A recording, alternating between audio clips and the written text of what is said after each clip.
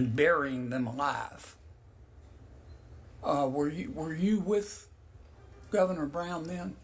Judge? I left in 2015, so I'm unsure of the time period in which that occurred. This happened in 2015. That name is not familiar to me. What I can say is those decisions are... Do you remember the case? I do not.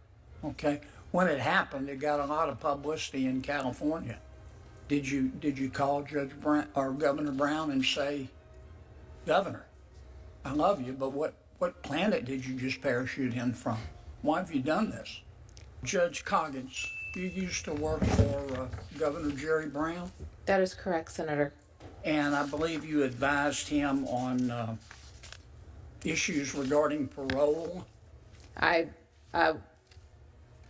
So as the governor under the California Constitution, when the parole board recommends that a inmate be paroled, that matter then comes before the governor to determine whether he's going to reverse that recommendation. Did you advise him on parole?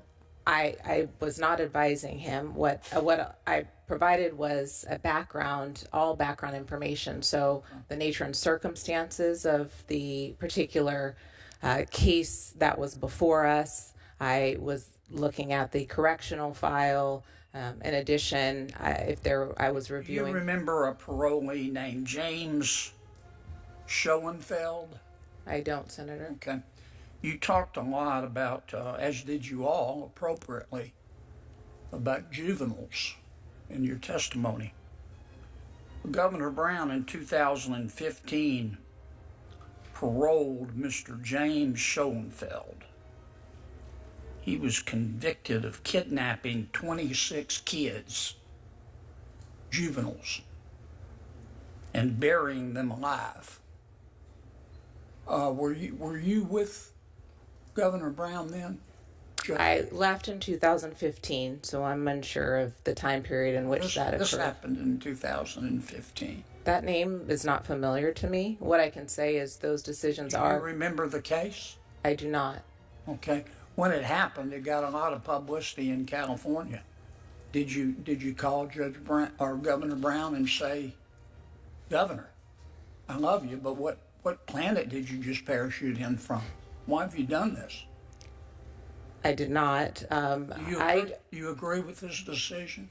I would need to look at the file. I don't know the context. I don't know the background, the insight, and the decision that Governor Brown would make is whether the parolee poses an unreasonable risk to the safety of the community. And do you think kidnapping 26 juveniles and burying them alive presents a risk to the community? I certainly believe that if that individual is convicted of those crimes, which it sounds like he would be a risk to the community. But you don't have an opinion about whether Governor Brown did the right thing?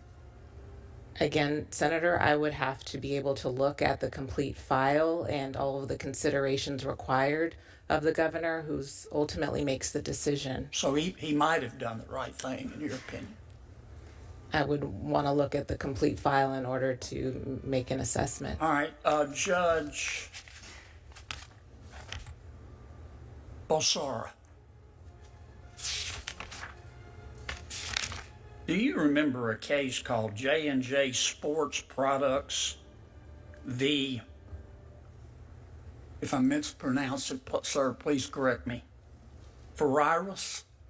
I do recall that case, Senator, yes. Okay, it was pretty recent, 2020. You're a magistrate judge, right? I am. And your decisions have to be reviewed by a federal district court judge? That's correct. Okay. You made a ruling in that case, and the district court reversed you. In part, yes. And the district court said, quote, these are the judge's words, not mine, that you ignored, quote, a large collection of cases in this district holding that essentially identical allegations are sufficient to state a claim. So your boss said you just ignored a whole line of cases.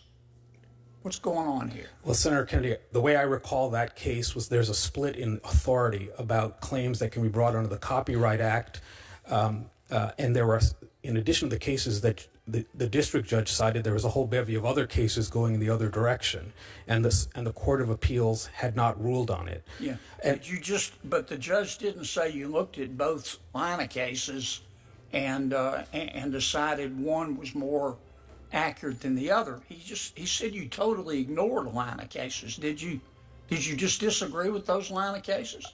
Senator, I would never ignore a whole line of cases, and I know that was a very lengthy opinion that I issued, and it's my practice in the 1,000 opinions. I'm going to run out of time. I'm sorry to cut you off, Judge. I don't mean any disrespect.